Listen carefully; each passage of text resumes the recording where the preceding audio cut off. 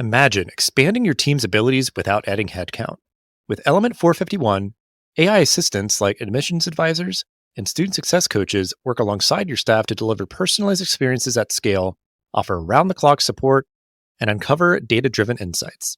It's not just about doing more, it's about doing it smarter. Elevate your team with an AI workforce that delivers personalized, scalable, and impactful experiences across the student lifecycle. Learn more at element451.com.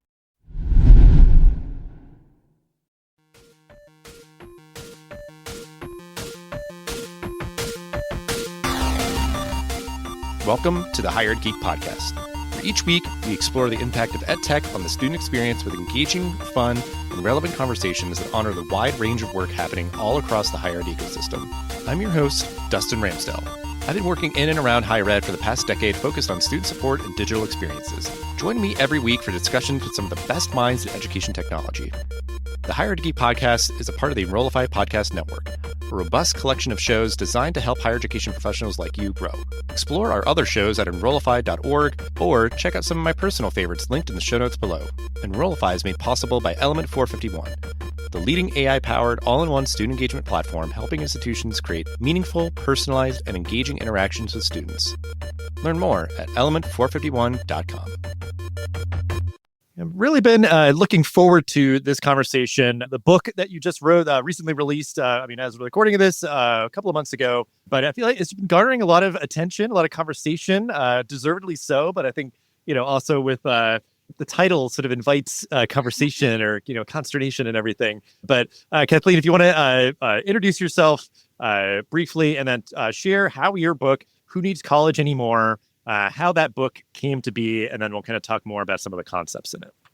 Well, thank you, Dustin. I appreciate your saying that. It does feel like as I go around the country doing kinds of like roadshow bookstores, and it's conference season and podcasts like this, it is interesting how people read into the book whatever their either pain point or joy point is at the moment, right? Mm-hmm. And when I actually finished the writing part of the book, which at this point is sort of last summer, the big concern was enrollment was still dropping, and it looked like we had been down 12% in enrollment over a decade, and the comeback hadn't really started. It hadn't really started to turn the corner. And so people were so concerned about, where are the students coming from? And then by now, fast forward to this spring, 2025, now we have a political landscape that's completely in chaos. And we have AI, which, we had it before, but we're really starting to see what it's doing in particular from higher ed's concern point to the hiring market, to like how are our new graduates faring when they leave, and what should we be teaching them? What should we be telling them? And that's sort of now that's the question that comes out of a lot of the discussions that I'm doing. So it's been interesting to see when you write a book called Who Needs College Anymore? Some people don't like the title, but I wrote the book really with a focus on the who needs college anymore, not who needs college anymore, right? So I'm not dismissing the degree. In fact, I say I am a super lucky product of the degree process. I have one child who did a degree and one who didn't. So I've kind of, lived in both camps from the standpoint of, raising children. But I definitely am trying to argue that it is time, that we are on the cusp of an era where a 4-year degree won't define you or shouldn't define you, and that with only 38% of Americans finishing a 4-year degree, we really can't afford, either from a economic mobility standpoint or a productivity or GDP standpoint, we can't really afford to just keep this as the model, the only model that we hold up for people to aspire to. If we're going to succeed as a nation, if we're going to succeed in terms of, what it's doing to mental health, right? And with AI coming in here, we'd also, people will need different lengths of learning programs, training programs to capture the ROI that they might expect, that they deserve, based on how much money they're putting in. And so, we need a more nimble system, and we'll talk about that, but that's maybe a starting point. Yeah, I mean, and even just an interesting acknowledgement of sort of the genesis of the book happening, kind of in a whole different world, but certainly, I mean, the core sentiments or kind of inspiration still being as important then as it is now, if not more so, certainly, on the AI front. But yeah, it is also funny to me of like wherever you put the emphasis on the title, like who needs college anymore? Who needs college anymore? However you're really into it and just feel like, oh yeah, I'm going to tell you what I think. But I mean, I think just to what you're saying of like, I think even the most adamant kind of supporters of higher education, the idea of like, well, we just got to cram everybody into the same kind of, square peg and, square hole and, that they all have to go through this residential 4-year kind of, experience. Like, I think that's just been eroding and that we're at maybe kind of that breaking point, and even just maybe the maturation of a lot of different other pathways for learners, whether they're, the kind of traditionally aged or adult learners or whatever else. So I think it is like, time well spent to be continuing to kind of have these conversations, uplifting different models, and how do we, move kind of different levers of funding or whatever else to make sure that more options for credentialing are open to more people and everything. And then, how can all of us in this space, wherever we are, hired leaders across the board kind of, help kind of navigate all this. But and one reason I wrote the book is that the other pathways that we, that we're sort of talking about here, whether they're apprenticeships, whether they're short-term certificates, whether they're boot camps, they are not elevated either from the standpoint of people knowing enough about them. We don't have outcomes data on most of them, and they're not afforded the federal investment or the state investment that makes them, affordable, because, you can't get a student loan to do a boot camp usually, or a short-term pathway or an apprenticeship. And so, why is that? And so I'm really trying to push the question of not so much, maybe people should do these things instead of college, and colleges get, pushed to the wayside as the model. But why can't colleges, if they're being pushed to innovate, which I think they are, given various kinds of enrollment crises, why can't they take on these other models as options along a continuum of things which could come under the definition of college alongside the degree? Mm-hmm. Yeah, so I think that kind of segues nicely to something I want to talk with you about, because I really enjoyed your recent article. It was on Forbes, I believe, of the experience first college, sort of advocating for a model that I think, at least to me, helps to kind of give folks a finer kind of target to aim for of, if not that very, kind of classic higher ed experience that we all think of, then what? It's like, well, this, like, may I propose this option, which I think is really powerful. So if you want to just speak to that, of like, that idea of the experience first college, what it is, and why I think it's sort of a compelling path forward for higher ed institutions. Right. Well, I try to be really optimistic in the book about ways that colleges and universities can innovate to, sort of embrace the change that consumers are, saying that they want. And, and I decided for this chapter, my main chapter on can colleges adapt, I decided to focus in on this exact issue, which is what if colleges put into their value proposition and into their outcome goals, delivering students at the front door of their first job? I mean, I'm stating it a little bit, I'm exaggerating a little bit to make the point, but this idea that, our job, and I teach at George Mason University at the college level as an adjunct, and so I'm guilty of this myself. Right? We teach the students, what we think they need to know, and yes, we're trying to make them job ready. But let's face it, the degree has all these pieces and things that you have to teach to that, and every professor is different. And so what the students come out with at the end may or may not make them feel particularly employable. I mean, I'll just take my one daughter who did go to college as an example. She was a neuroscience major, and she got to the end, and she said, well, I'll take a job in a lab or doing something related to neuroscience. She really liked neuroscience, but she didn't feel, when she looked at job descriptions, she didn't feel employable for any job that had anything to do with neuroscience. They all wanted a master's degree, and they were all mostly on a track to become a PhD, which she did not want to become. And so no one, but what surprised me is that she has this aha after her, at the end of her senior year of college.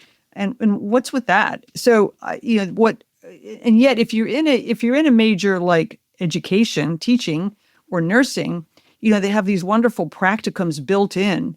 And if you're in cybersecurity, as some of my students are at Mason, you're getting invited to do summer internships, right? So certain majors in high need areas are very, it's a nice what I call a stepladder approach to going from school, and you're doing a weave between school and work, and then you're ready and you pass a licensing exam. Why can't we do that for all majors? Because in my classes, I teach in the honors college, and so the majors who were liberal arts or who were in studio art, they were resentful because nobody was helping them, and they were like on their own to figure it out. I mean, certainly, if like the dance students were, they were trying to help them get dance jobs for sure.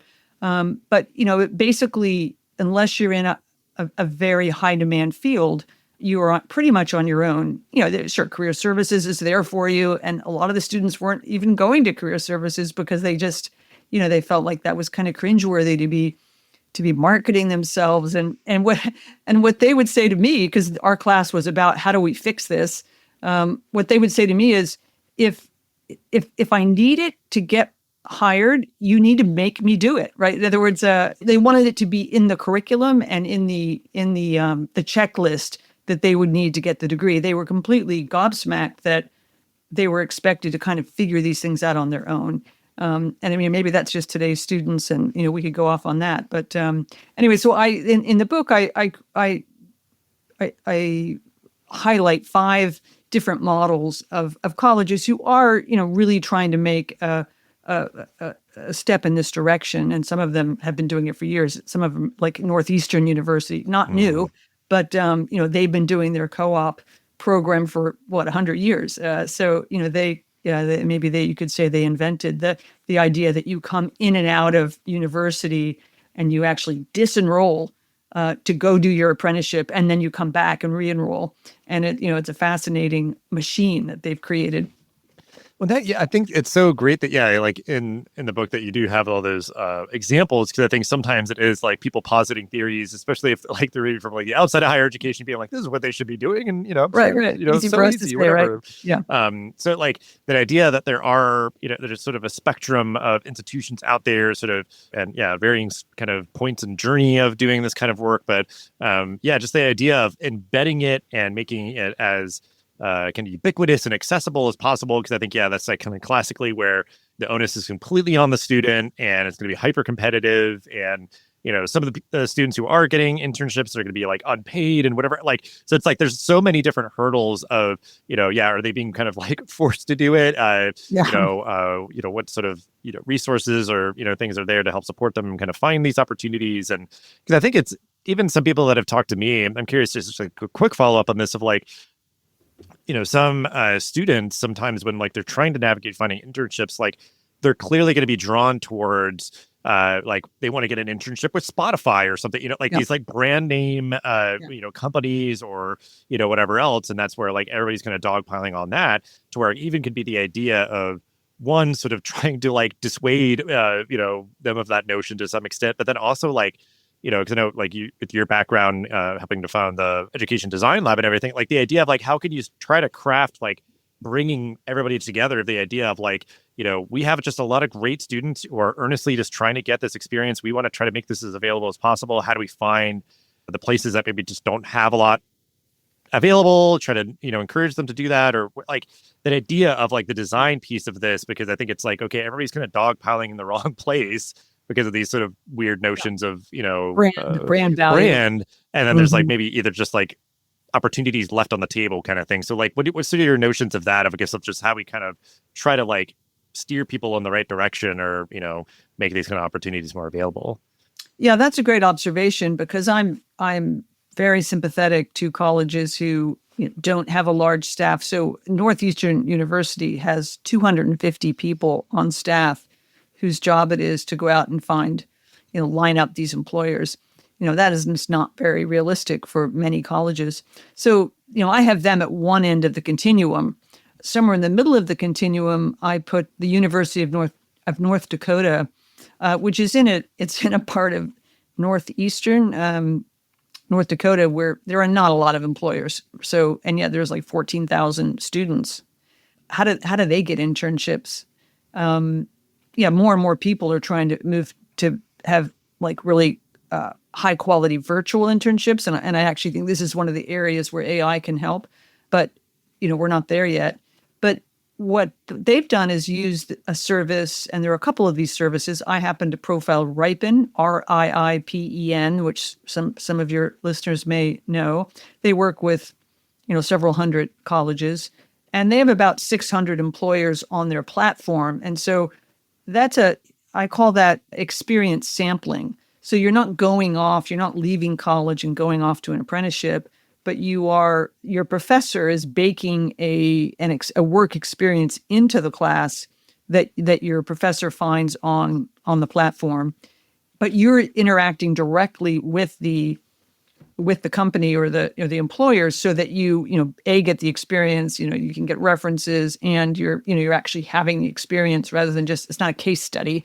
And that's going pretty well at a number of colleges. Probably ASU is the biggest user of that kind of platform, and they're going great guns with it. But I chose to profile a smaller university in a less employer-centric location, just to kind of show how it works. And there the issue is, how do you get your leadership to make it cool or make it mandatory, or because the vice provost who I worked with at University of North Dakota, he had a goal of having every student come out of University of North Dakota with at least one work-based experience. But he'd only been able to persuade about 10% of the faculty at that point.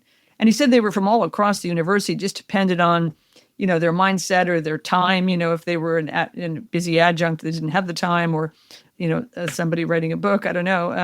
It worked. And the professor I interviewed was a marketing professor, where working with startups and the students providing cheap labor was actually a good fit. Right. But in other classes, you can imagine it not being a great fit. So, I think it's going to take a gradual mindset. I also profiled the University of Texas.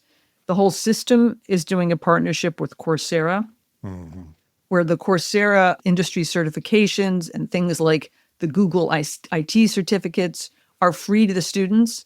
And at least the first batch of faculty got stipends to be the guinea pigs.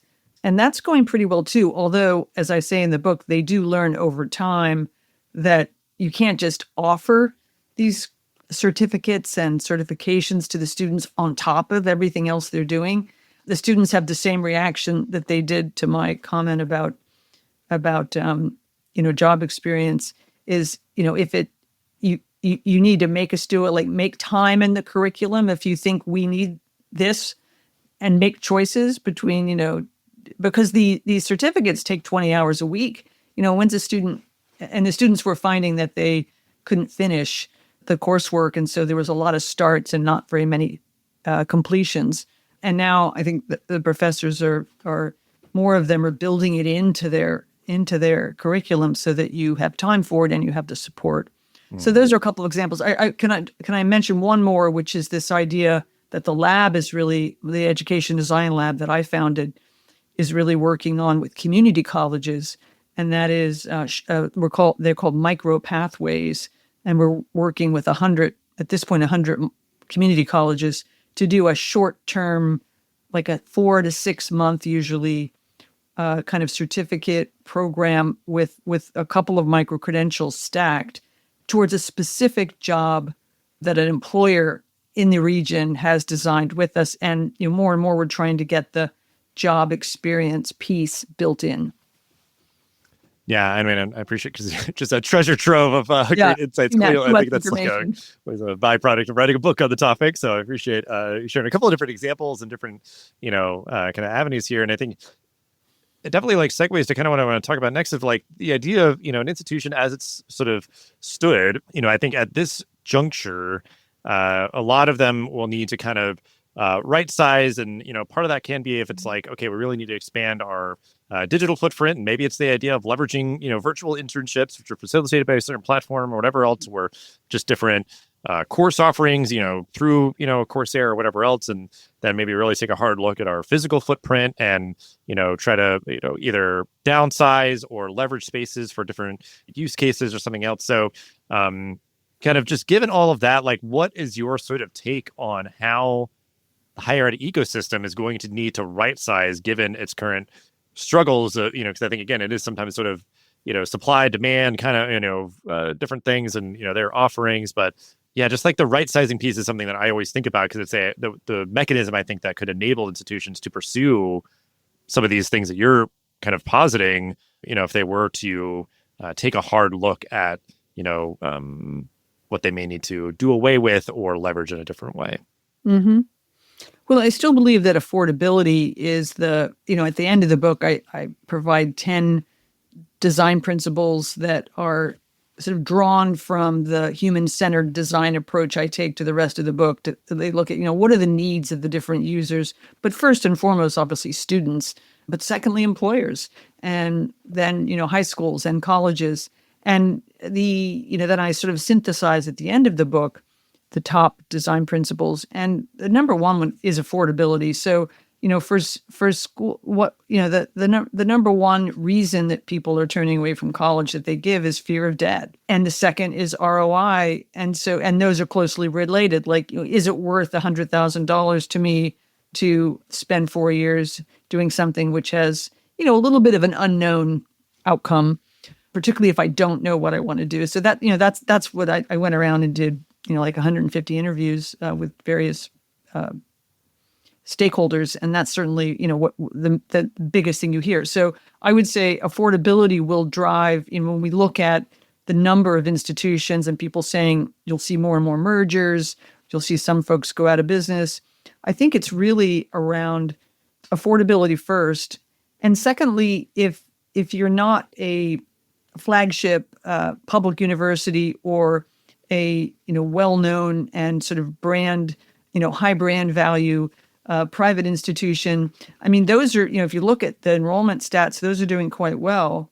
If you are one of those, from what we're seeing, it would still behoove your teams to expand your offerings. In other words, to think about the college umbrella as having several different segments of learners that you're trying to serve. And I think people think about this intuitively that, we know, and we're doing a better job of serving different kinds of learners, but we're serving them all with the same product.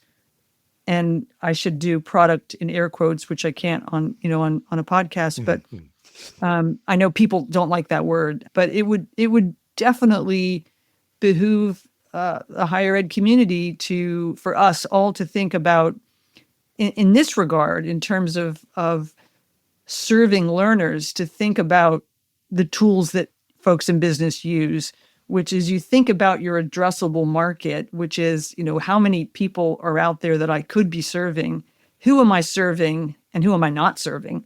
And if we're not serving 62%, I'm talking about 4-year degree university right now or college, if we're not serving 62%, that's leaving a lot of opportunity on the table. And, people, we know that we've been talking about adult learners and how can we serve adult learners.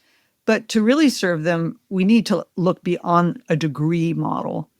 That's certainly, with 12 years of research that we've done at the Education Design Lab, and you look at whom, whom college was not designed for, a lot of people want something besides a degree. And, the financials for that are difficult in the current market. So part of the work is advocating for colleges to get paid for things besides degrees. And I talk about that in the book. Want to know what AI-powered people focus really looks like? The 2025 Engage Summit will show you how AI transforms engagement without losing the human touch. Join us June 24th through 25th in Charlotte for actionable insights, hands-on demos, and transformative strategies. Enrollify listeners save $50 with code Enrollify50. Sign up now at engage.element451.com.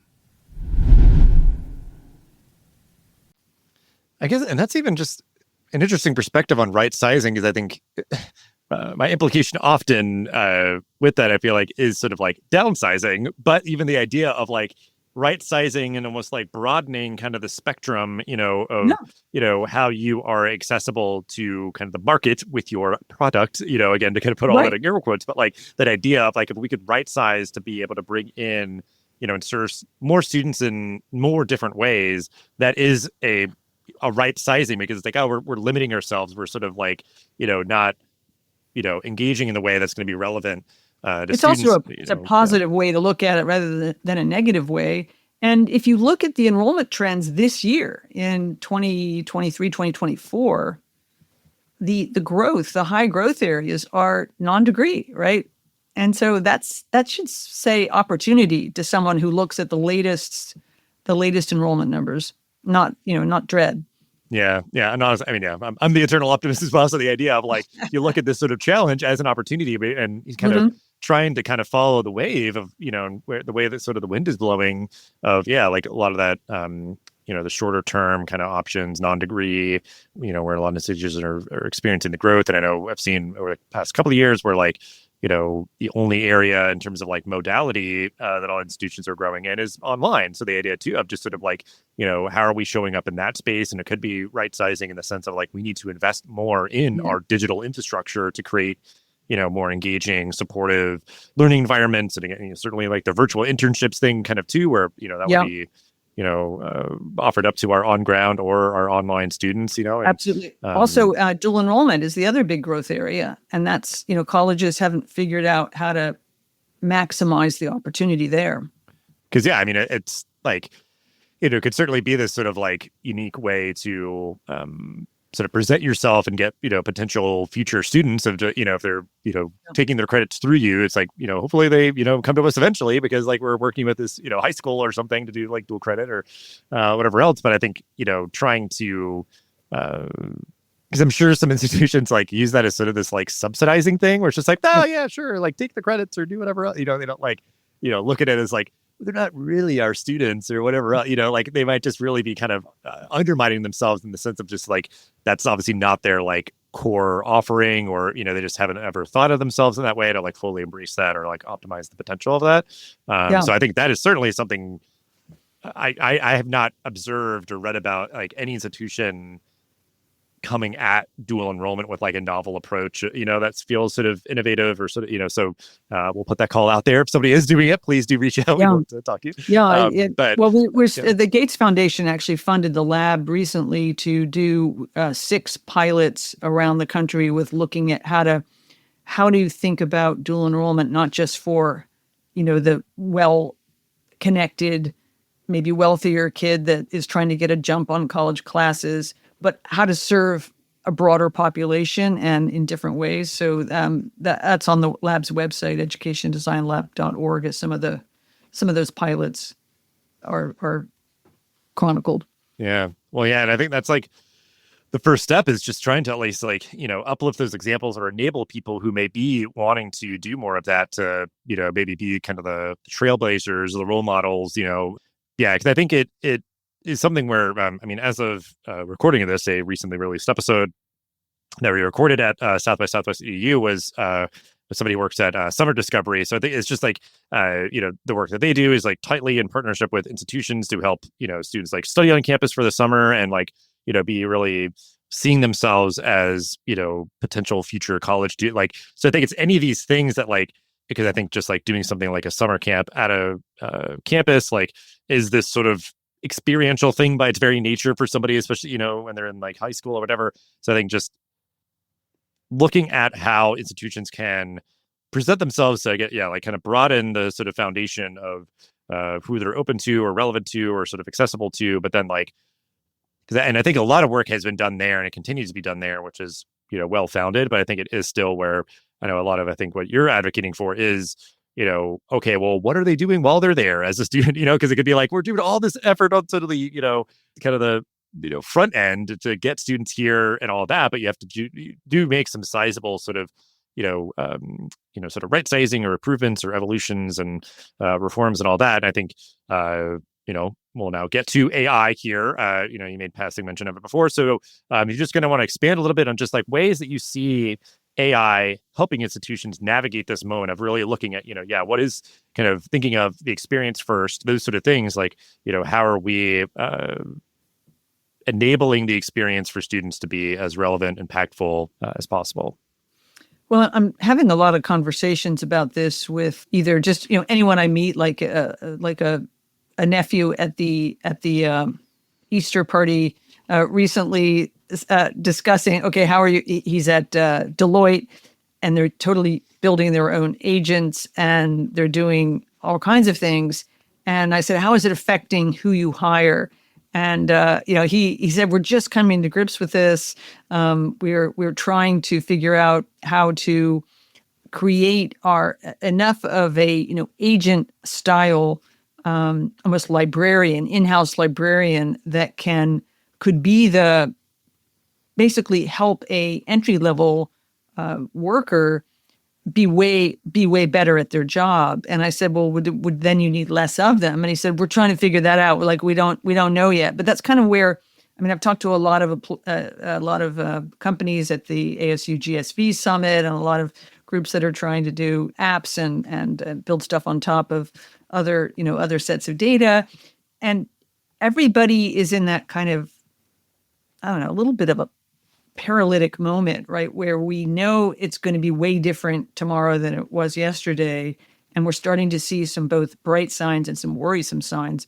But we don't, yes, sure, apps are starting to come out, and we've got Conmigo that, Sal Khan has introduced with Canvas for, an LMS, which I've tried out, and it's, got some cool features.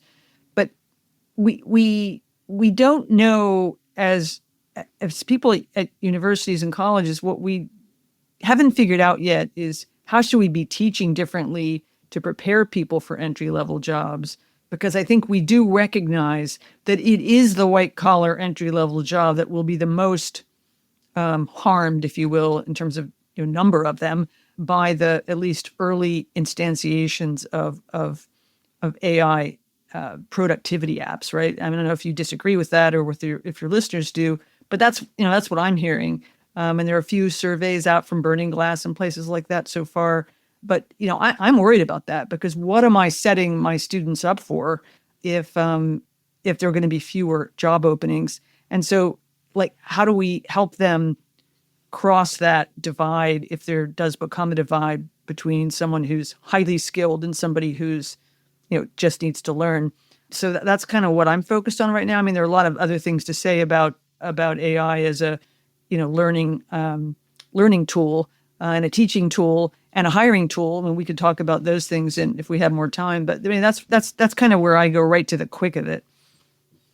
Yeah, it is like it's impacting what we're teaching and how we're teaching. And I think, my background is less so in the, what we're teaching and just, more so how we're teaching in the sense of like, how are we creating supportive environments for students? But I think, they're both equally important. And I think, clearly folks are kind of focused in on both sides. And I think, there is a really great opportunity. And I think we are still very early days with this, that there's, just a few, I think, kind of really clear examples of like embedding like AI literacy and those sort of things across the board, whether you're going into like a technical field or not.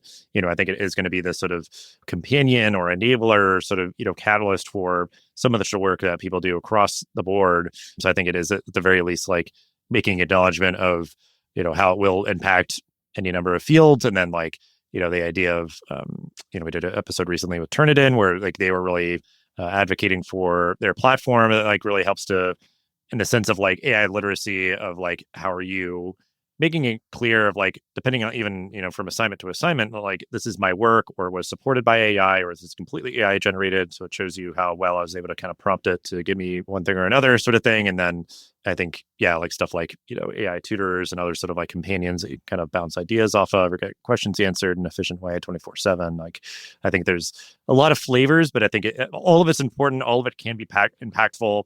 And I think, the awareness and intentionality kind of things around like, it can be a great benefit.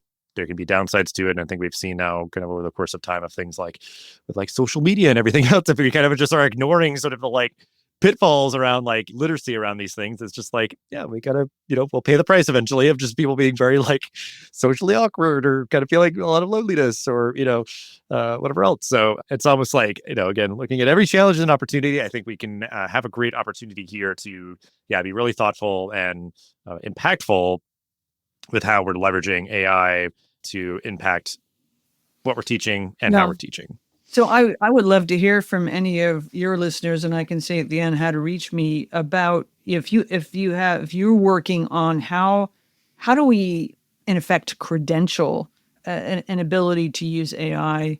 There's not an industry certification for that yet, in a way, except maybe the Google AI certificate. But that's not really about what we're talking about here. But we want to prototype at Mason. Like, how would we even credential that in the coming year? I mean, obviously it will change dramatically over time, but just even to get started on that. So I'd love to hear from folks. Yeah. Because it is just like, prompt engineering, like how are you like able to, get what you're looking for out of any of these platforms and stuff. But, so wrapping up here, I guess, just the final question before, we kind of wrap things up, but just if you want to kind of give closing thoughts on advice that you would give to other higher ed leaders now to kind of help navigate this moment, because certainly just everything, any of these things can be viewed as challenges. There's a lot of sort of ambiguity, turbulence and all that, but advice that you would give to other higher ed leaders right now. Yeah, well, I think on the how to kind of align yourselves or array yourselves in a community where higher ed is even at a systems level, that we're rethinking it. We're rethinking how universities get paid through performance-based funding. We're rethinking the Carnegie units. There's announcements are coming. We're rethinking short-term Pell that we may or may not have that soon. But there's a lot that could break soon that will, 3-year degrees or, we've got several applications coming this year. There's a lot of change in that regard. And I think that this idea that a institution has to look outward in this next decade or 2 decades more than inward. I mean, I'm not saying that people are looking inward, but, we're kind of in the academy. We're looking at the academy and what to do to basically keep the 350 plus year old model going. I think in the next decades that the winners, and you see this happening already, right, are ones who look out, and out is not just at federal, research grants. That's great, but if those are still around, I'm sure they will be. But also at the sort of ecosystem of the pipeline, both K-12, workforce development, obviously employers, and the intermediaries that you may need more to run things like boot camps or that you might need to help you with apprenticeships or helping you with a weave in and out of helping students weave in and out of work, to help you with adult learners in terms of marketing to them. So I would say looking outwards is going to be kind of a formula that will serve well, and to build the capabilities that go with that, which include community engagement, employer engagement, consumer marketing, in a way that you haven't done before, product development. Again, hate to use that word, but the idea that you're developing different services for different segments of the population. So that's what I would kind of suggest in the broad sense. And then just on the curriculum sense, really quickly, we need to tackle how to credential. If we're saying that, learning how to learn is the catchphrase of the future, less so than knowing a particular skill, a technical skill, we have to be better at credentialing that at a more discrete and specific level than just saying, oh, you get a degree at our university and we are producing critical thinkers. That's not enough to say. You need, what is your industry certification? What are the assessments you've put people through that can demonstrate levels of mastery in the categories that, will matter more in a higher age of thinking. Definitely very geek out worthy kind of conversation here. Appreciate you and all the work that you've done in your book and just sort of thinking about all this and hoping to, provide sort of, I think, a light to help inspire and motivate and kind of, have everyone kind of strive towards. But, we'll certainly, include ways to connect with you. I guess LinkedIn, the usual suspects and everything. You mentioned Ed Design Lab. There's also a website for the book where you can also reach out to me personally, which is whoneedscollegeanymore.org. Perfect. But yeah, congrats on the book being out in the world. Thank you so much for taking the time to chat with me. And thank you for calling me geek worthy. That's I'm touched. That's fine. I'm very intentional about who I curate for guests here. It's got to be people who pass the bar. So I appreciate you so much, and just really appreciate your time. Well, thank you. The Hired Geek Podcast is a part of the Enrollify Podcast Network. If you like this podcast, chances you'll like all the other Enrollify shows too. Our podcast network is growing constantly, and we've got a plethora of marketing, enrollment, and higher technology shows that are jam-packed with stories, ideas, and frameworks all designed to empower you to be a better hired professional. Our shows help you find your next big idea and feature a selection of the industry's best as your host. Learn from people like Jamie Hunt, Seth Odell, Dave Kibbolds, and Eddie Francis, as well as so many other of your favorite leaders in higher education. Enrollify is made possible by the support of Element 451, the leading AI-powered, all-in-one student engagement platform helping institutions create meaningful, personalized, engaging interactions with students. Learn more at element451.com.